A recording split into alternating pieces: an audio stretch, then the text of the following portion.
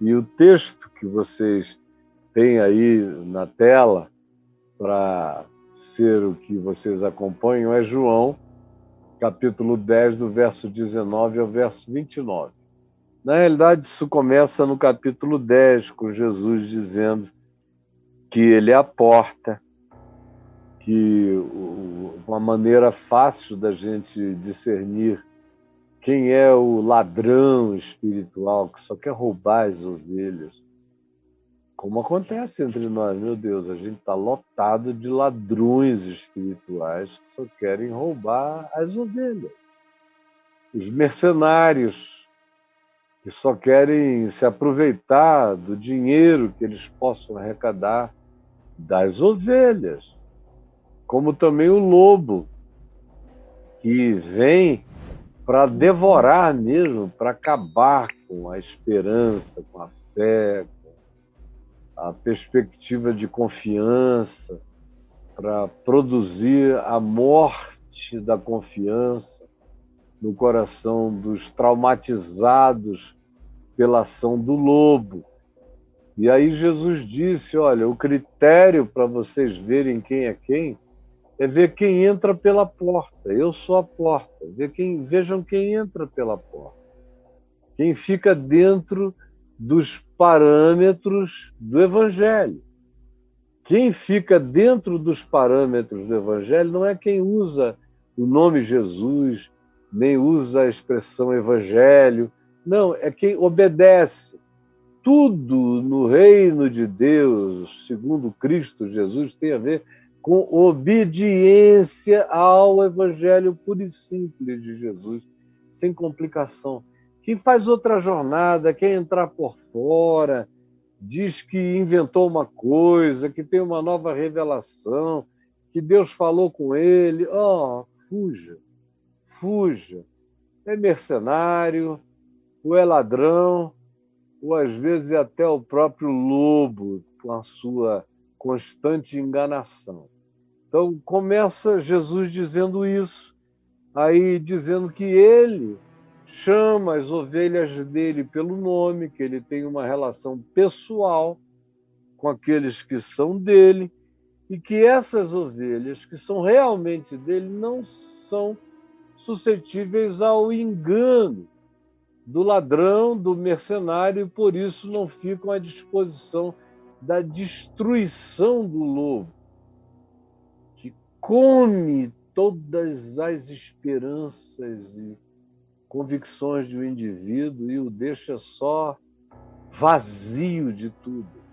Jesus disse, as minhas ovelhas têm discernimento, as minhas ovelhas vão fugir disso tudo.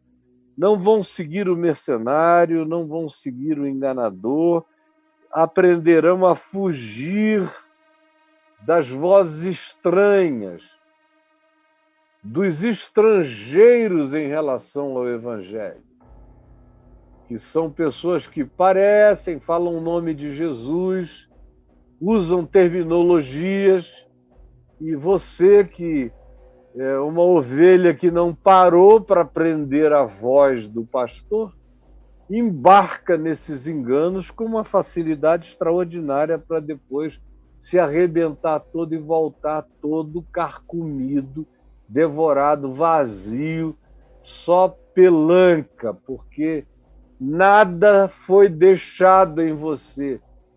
Por isso é longa, longa, porque o trauma dessas experiências foram horrorosos mesmo. Então Jesus prossegue, estimulando as ovelhas para que observem os critérios, para não caírem nas mãos do ladrão, do salteador, do mercenário, para não darem nem ouvidos ao que eles dizem, para nem pararem para ouvir essa loucura, para não terem nem essa curiosidade. Vocês sabem quem é a porta das ovelhas. Entrem, entrem, entrem por mim, ele diz, e encontrem pastagens e segurança absoluta. Experimentem a minha vida abundante, que é diferente da ação daquele que vem só para roubar, para matar, para destruir, e tira tudo. Ele diz comigo, quem anda comigo, quem aprende a minha voz, quem ouve a minha voz, quem tem uma relação pessoal, que se deixa chamar pelo nome comigo, esse que entra, esse tem a chance de ter a vida abundante, que é prometida pelo bom pastor, apenas para as suas ovelhas. Esses são cuidados, esses não são abandonados, largados, como acontece com aqueles que são pastoreados pelos mercenários, que só estão pensando em dinheiro. Se o dinheiro falta, eles vão embora, eles deixam. Na realidade, eles nunca estiveram interessados na sua vida, na sua existência, nas suas dores, nas suas tristezas, nas suas perdas, nas suas lágrimas, nunca tiveram interesse pessoal em você. Não sabem nem te chamar pelo nome, muito menos pelo nome da tua dor, ou o nome do teu coração, ou o nome íntimo do teu ser. Você sabe do que eu estou falando aqui. E você tem vivido abandonado em nome de Jesus, abandonado em nome do bom pastor. Porque o mercenário, o ladrão, o lobo, eles não chegam se apresentando como mercenários, ladrões e lobos. Eles vêm todos em nome de Jesus. Eles vêm todos em nome do Evangelho. E tiram tudo, tudo, tudo. Não deixam nem as tuas unhas. Tiram tuas carnes, teus nervos, te devoram. Te deixam assim como você ficou, sem esperança para nada, desapontado com absolutamente tudo, zangado com Deus, como se Ele tivesse te entregado nas mãos do ladrão, do mercenário e do lobo. Ao passo que o tempo todo Jesus usa verbos que dão responsabilidade às ovelhas. As ovelhas têm que olhar para a porta. As ovelhas têm que identificar qual é a porta real de entrada, que é Ele. Ele diz, eu sou a porta. As ovelhas têm que entrar. As ovelhas têm que não ouvir, não dar atenção às outras vozes. As ovelhas têm que escapar. As ovelhas têm que segui-lo. As ovelhas têm que se deixarem chamar pelo nome e têm que obedecer à convocação dessa pessoalidade de vínculo. Tudo isso vai criando responsabilidade em relação às ovelhas. Tem um lado dessa história toda que é pertinente às ovelhas. Quando Jesus diz, mas as minhas ovelhas não lhes darão ouvido. As minhas ovelhas não lhes darão ouvidos, não os seguirão, porque elas me conhecem a mim, elas sabem a diferença entre o que eu sou, o que eu ensino, o meu caráter, a minha boa nova, a minha libertação e as outras vozes, e o que elas dizem.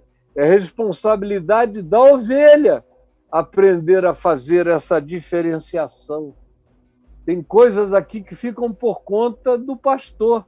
Tem outras coisas que têm a ver com as ovelhas.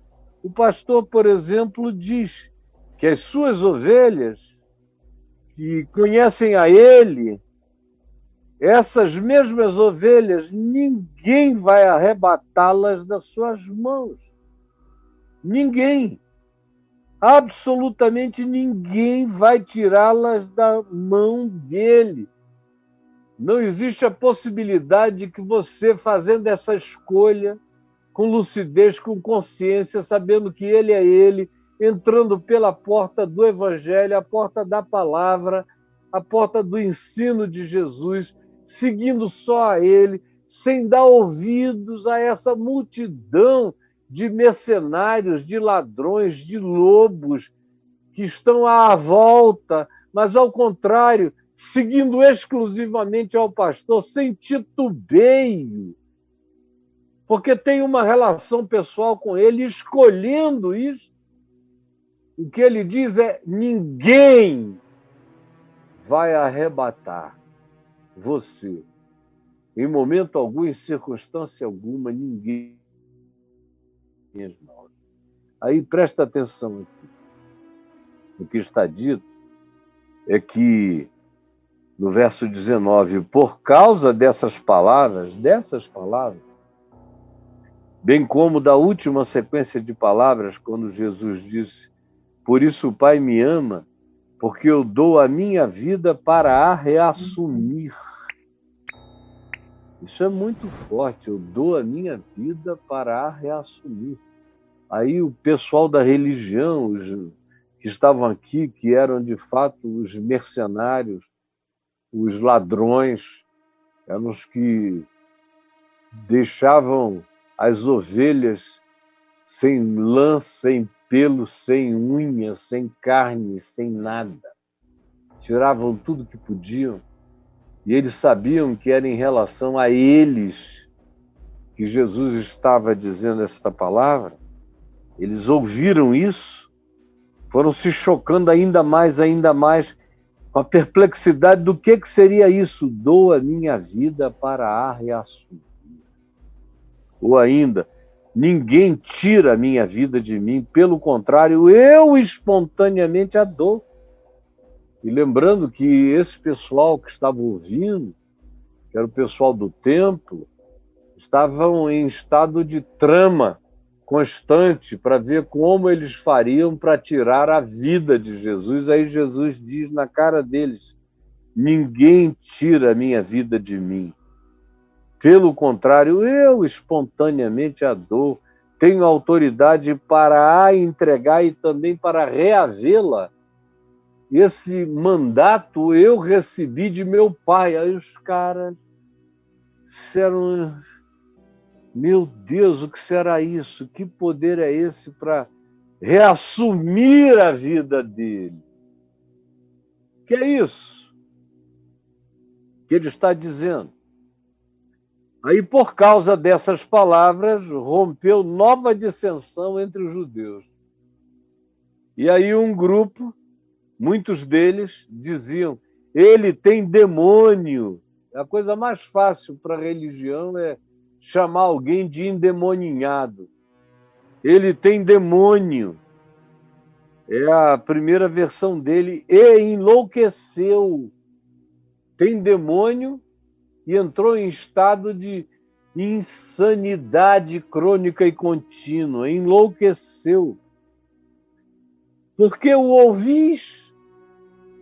E aí a pergunta é essa: são mercenários, ladrões e lobos perguntando àqueles que estavam ouvindo de bom coração: por que o ouvis?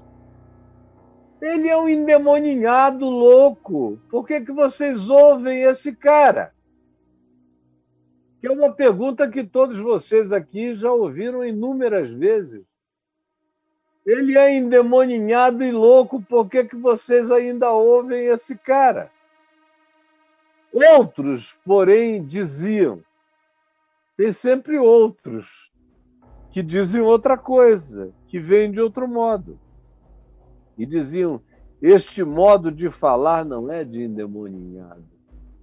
Era um pessoal que sabia que demônio dizia outras coisas que não faziam arder o coração com a certeza do cuidado e do amor de Deus. Ninguém arrebatará as minhas ovelhas das minhas mãos. Eu conheço as minhas ovelhas, elas me conhecem a mim. Eu as chamo pelos seus próprios nomes e elas me seguem. Elas entram pela porta, elas não fazem nenhum outro caminho. Elas não ficam impressionadas com outras vozes, com vozes estranhas ao Evangelho, com vozes estranhas à palavra de Jesus, com vozes estranhas à descrição do caráter de Cristo. Aí tem um outro grupo que diz, não, esse modo de falar não é de endemoninhado. Porventura um demônio pode abrir os olhos aos cegos? Um demônio ilumina, o demônio faz ver melhor, o demônio traz a segurança que Jesus dá, o demônio oferece a vida abundante que ele oferece. Não, esse modo de falar não é de endemoninhado. E, porventura, endemoninhados e demônios têm interesse em fazer alguém ver melhor. Ao contrário, eles querem fazer todo mundo deixar de ver, de enxergar, não olhar mais na direção da porta, não reconhecer o porteiro que diz entra, nem conhecer o pastor que chama pelos próprios nomes as suas próprias ovelhas. Esse modo de falar não é de endemoninhado.